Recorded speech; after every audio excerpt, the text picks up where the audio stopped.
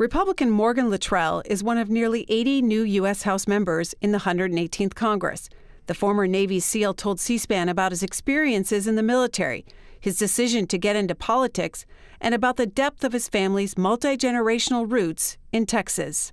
It's in my family. That was our birthright. My twin brother and I, we're Texans through and through and to the bone. Matter of fact, my wife and I were stationed in Virginia Beach, Virginia, when our firstborn son was coming along, and she actually went into false labor pains, and I drove her from Virginia to Texas so he could be born in Texas. True story. So 6 generations of Texans. Was she on board with that? She didn't really have a choice, but yes, she was. It was a great road trip. Took us about 26 hours, and when we hit Texarkana, I said, "Let it ride."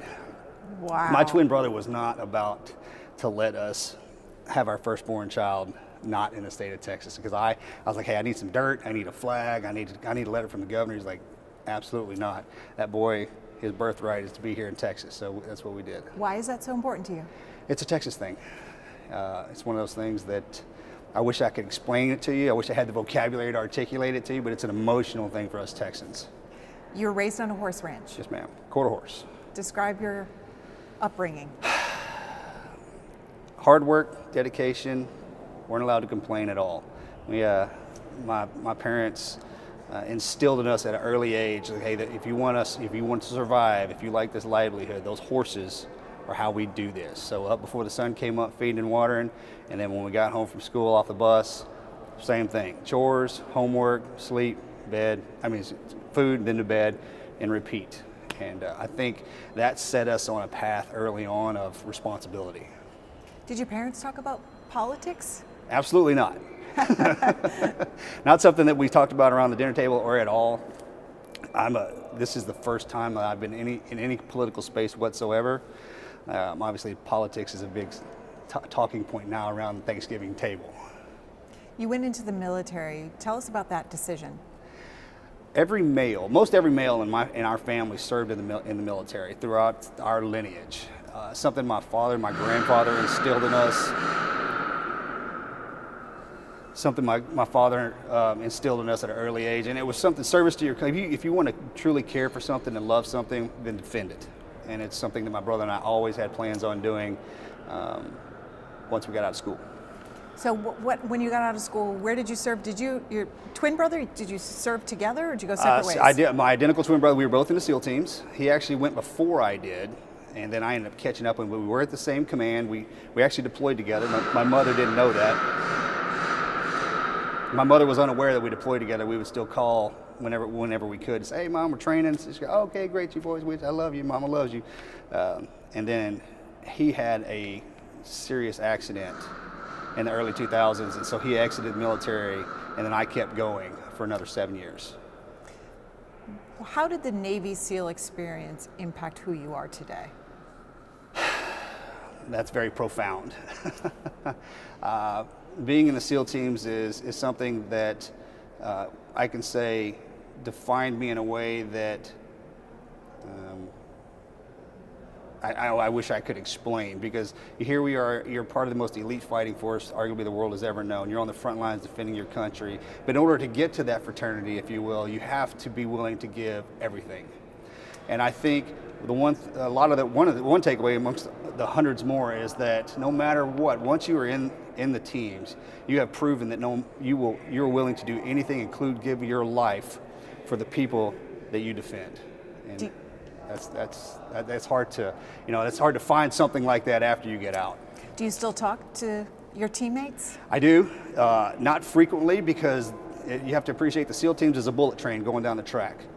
And when you get off, they don't slow down at the station. You jump, and then they keep going. They're front sight focused on their mission set. So in passing, if I see one or it's a holiday and they're free, they'll send me a text. But otherwise, they don't have to call me to tell me they love me. I know that, and same thing. So not as often as I like. I'm fortunate enough to have 4 of my teammates here in Congress with me now, so that's a lot of fun. That brotherhood still exists, and we hit it off, day one, week one of orientation. Any reaction from your fellow SEAL team members? For being in Congress? Yeah. I'll be G-rated here. Don't screw it up. Don't embarrass us. Keep fighting for your country. Things like that. How did you become a Republican? I think this is kind of the Republican ideologies were instilled in us as we were growing up. And I'm not taking, when I say hard work and dedication, but we're Christian conservative, Second Amendments, limited government, fiscal responsibilities, and that leaned us over into the Republican Party. And as I started to become a man and realize what those values were on the Republican side as opposed to the Democratic side, Republican is where we ended up. So you served in the military for how long, and when did you decide, okay, I'll jump into the political arena? I served in the military right at 14 years. I was medically retired. I had an accident in 2009. And as I transitioned out of the military, I went back to school, went back to academia, studying traumatic brain injury. It was my passion, still is, especially taking care of the veteran community. And politics reared itself when my seated Congressman, Kevin Brady, announced his retirement. And I grew up in the district, so it was my hometown. And I like to say that I speak the language. And family and friends put this in front of me, like, hey, what do you think? And a lot of prayer, a lot of family meetings, and a lot of discussions with my friends, and inevitably we decided to do it, and we made it. Any advice from the former congressman? A lot. I leaned on him quite a bit. He was a great asset to me, instilled a lot of knowledge in me and gave me guidance throughout. I was very hands-off. I had to earn it.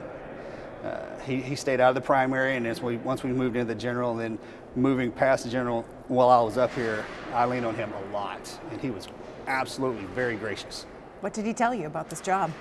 Always vote your district, never take it personal, never take it home, and don't trust anybody. What happened in 2009? My teammates and I were in a training exercise off the coast of Virginia, and our Black Hawk helicopter slammed into an underway vessel. Catastrophic loss to the team.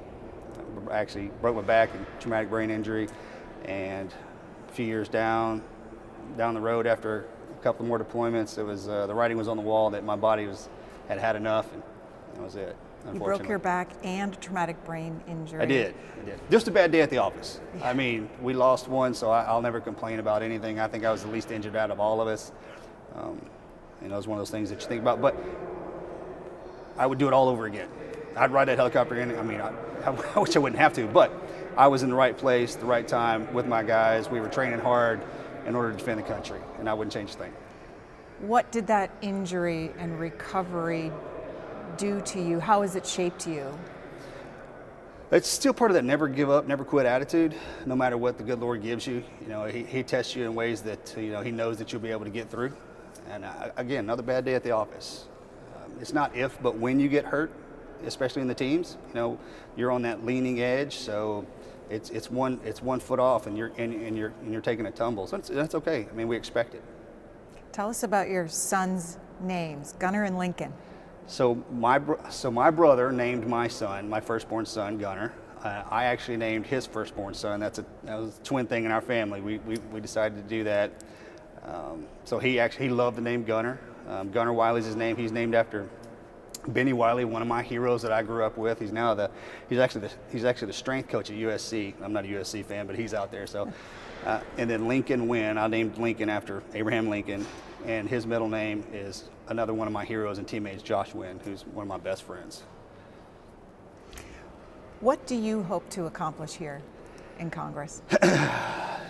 Inevitably, I hope at the end of my terms, when I'm free and clear, my constituents and my base said, you did an amazing job for us. Front sight focused here in Congress, the border's huge for us. Not only the physical border, but the cyber border as well. And those are two very centrally focused topics that I'm going to get on top of. I landed on Homeland Security, so that's a big deal to us. And veterans, I'll always break my neck for the veterans. I'm ride or die with those guys and girls.